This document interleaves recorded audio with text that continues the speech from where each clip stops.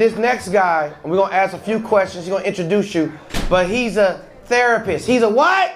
Therapist. And not just any therapist, he has a PhD.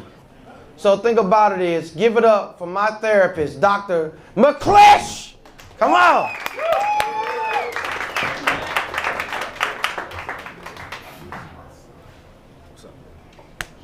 No, thank you. Hey, what's up, fam? How y'all doing?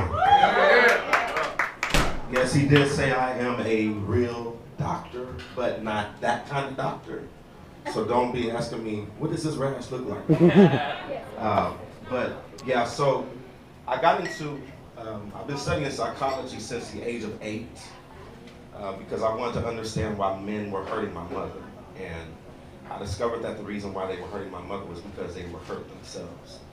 And so while all of my peers were learning about Superman, Batman, He-Man, I was learning about Sigmund Freud and Erickson's psychosocial theory and Maslow's hierarchy of needs. And so I wanted to be a therapist all the way when I was in elementary school.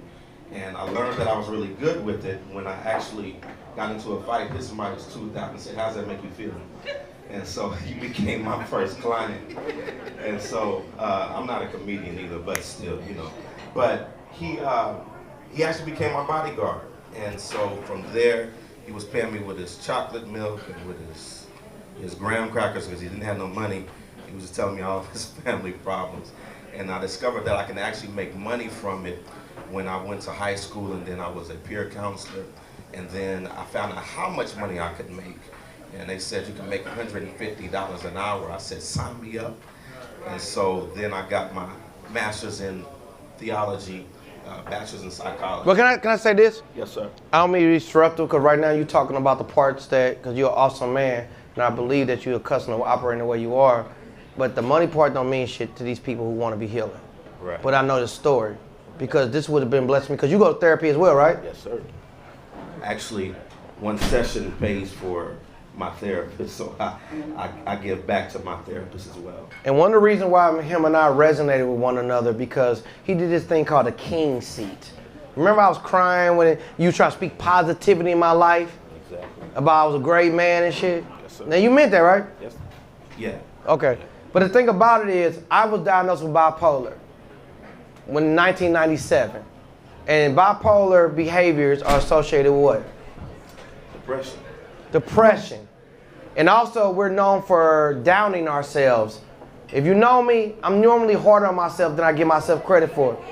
Hey, drunk bitches, shut up. I'm not that drunk, I'm just being a comedian, I'm sorry.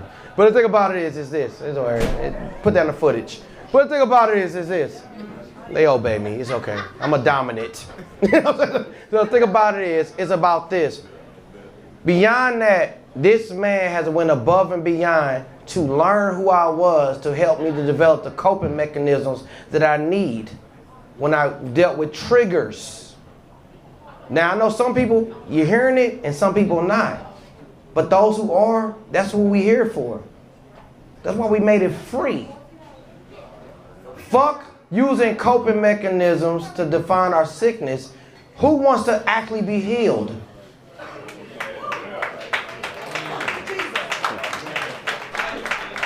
No. Don't clap because it's cute. Who actually, from the inside out, wants to be a better person? Not everybody. Some people like to be sick fucks. Yeah, it is sad. So right now, I want you to let them know, what is therapy? What's the difference between therapy and counseling? Okay. So therapy actually comes from the word healing. And someone that counsels usually is someone that comes alongside with you just to help you navigate through. But as a therapist, we actually provide therapeutic techniques. It's almost a difference between going to a general doctor and a surgeon. A therapist is most times a surgeon that really understands the nuts and bolts of helping people to navigate through the trauma, through the pain, through the suffering, and then also give you techniques to deal with those things. Okay, and I'm gonna share, even though I'm usually pretty open anyway, as you could tell. If you can sum this up at best, since you know me, the pros and cons in my responses and behavior about who I am and why I am. It's okay. This not no HIPAA violation. I'm being honest. You told me God gave you a vision about my life, and I'm asking you, and I'm giving you permission in front of the presence of other people to be honest.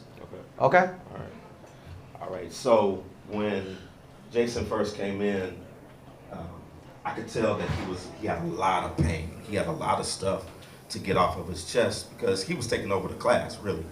And so, so I'm like, okay, you got a lot of stuff you got to talk about.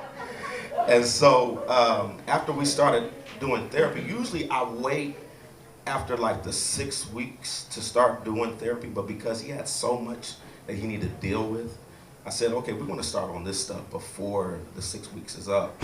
And so we started going through so many of the things that we had to navigate through. And the pros that I've seen has been that he's been able to pinpoint things that he's kept under the surface or things that he didn't want to face.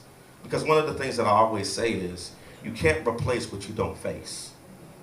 And see, one of the things that I have is called facing giants. Amen. And so a lot of times we are afraid of the boogeyman, but really we have more power than the boogeyman. Amen.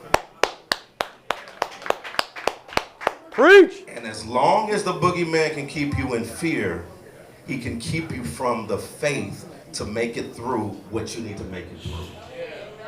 Y'all feel me? And so the stuff that I'm talking about, I'm not talking about it just from a book. I'm talking about from stuff from my own experience. Because I've dealt with my own addictions. I've dealt with my own pain. I've dealt with my own suffering. And so that's how me and Jason connected. It's because some of the same things that he struggled with, I struggled with. I've had to go through therapy. I've had to go through my process. I've had to go through my own stuff. And so it's not just about making money for me. This is actually saving lives. Because I had a point in my life when I wanted to give up my whole life. But because I knew that there was a purpose, I knew that there was something greater than the pain, then that's where I found my power. And I want to help other men like Jason, help other women like other women that are dealing with things so that they can be able to deal and heal. Now, can I say this? We getting close to wrapping it up, and I appreciate you because you didn't have to be here. Yeah. I just asked you to trust me, and I know, and you mean where we at. And by this time next year, I'll be in a better space. And I appreciate you because you go above and beyond. Because I call you even when I'm having frantic moments. I know. So, and I call a lot of you out when I'm having frantic moments. But you talking about my relationship style was what? And can you explain that to people? Okay. So his relationship style was fearful attachment. And so fearful avoidant attachment. Fearful avoidant attachment it comes from our makeup whenever we're growing up. And so a lot of times if we've had abandonment, if we've had people that put us down, or if we've even dealt with some type of abuse, then that's where the fearful attachment comes from. And so with the fearful attachment, I usually have something called either the caveman or the knight in shining armor. With the caveman, that's the one that will go into the cave and then do a whole bunch of stuff that nobody knows about. They look like they're strong, but they do a whole bunch of grunting, and then they don't know how to use their words. Or it's the knight in shining armor where the person always still trusting you, but this was really what the event is about. Yeah. For everybody else. But then they're hard to connect with because they're constantly in that knight in shining armor. As soon as they don't feel like they're able to help someone out, they get on their white horse and they like, I'm out.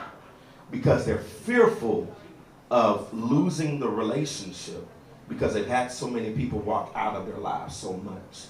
And so we've been dealing with a lot of those attachment styles, a lot of those things that has been causing them to sabotage themselves, because a lot of times with a fearful attachment, somebody can build a nice sandcastle and then tear it up because they don't know how to have anything that's functional, because they rather tear it up than have somebody else do it.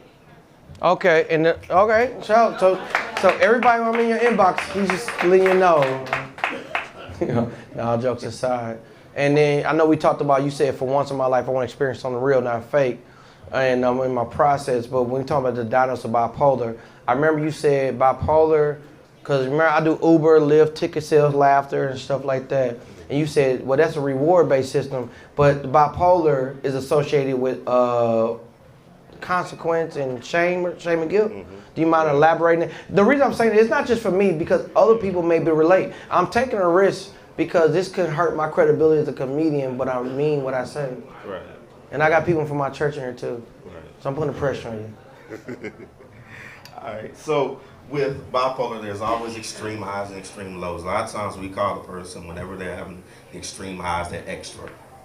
But if they have extreme lows, they're like, oh yeah, they just crazy. But really, they're dealing with these extreme highs because that's where they have the manic stage. And with the manic stage, they're trying to experience some type of reward. They're trying to experience some type of excitement where the dopamines are snapping, and then the snaps are going on, and they're like, oh yeah, everything is great. But then they feel bad because they don't feel like they're worthy of having this great feeling. So then they get caught up in the shame and the guilt. And so a lot of times when we're carrying the shame and we're carrying the guilt, it's because it becomes the cult that we're used to. And so we'll do things constantly to find that shame because we're constantly used to that being a part of our identity. And so once we are able to identify where the shame started, then we can be able to take off the coat of shame and receive the coat of grace. When we're able to replace the shame with grace, that's when we can find our place. And I'm going to end on this note. I actually am doing a lot better than I was. That's why this event called Way Better Wednesday, because it's about speaking things into existence. You challenged me on drinking less, right?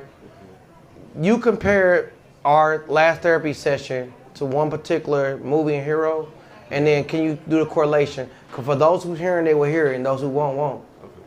Not to justify, because I want to help other people work in their process. So, how many of y'all remember the movie Hank with Will Smith? Yeah. He was like a drunk superhero. Hancock. That's what it was. Yeah. Hancock. It's like, you know, Hancock. So Hancock, he was a great superhero, but he would fly around drunk and he would drink and all this kind of stuff because he was afraid of who he really was.